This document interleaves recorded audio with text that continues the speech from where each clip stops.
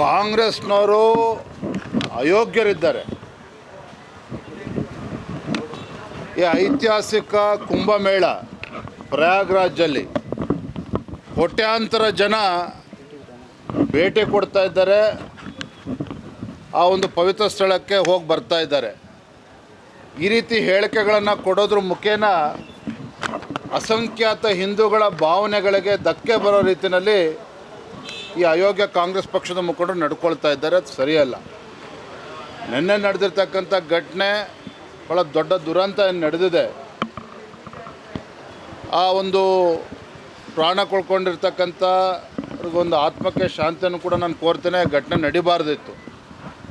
ಆದರೆ 144 ವರ್ಷಗಳ ನಂತರದಲ್ಲಿ ಒಂದು ಐತಿಹಾಸಿಕ ಕಾರ್ಯಕ್ರಮ ನಡೀತಾ ಇದೆ.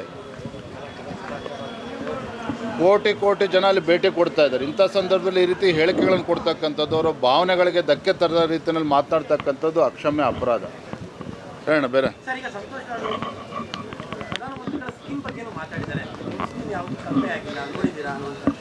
ಅವನು ಯಾರೇ ಮಾತಾಡೋದು, ಪ್ರಧಾನಮಂತ್ರಿಗಳು ಮಾತನಾಡಬೇಕಾದ್ರೆ ಆ ಯೋಗ್ಯತೆ ಇರಬೇಕಾಗ್ತದೆ.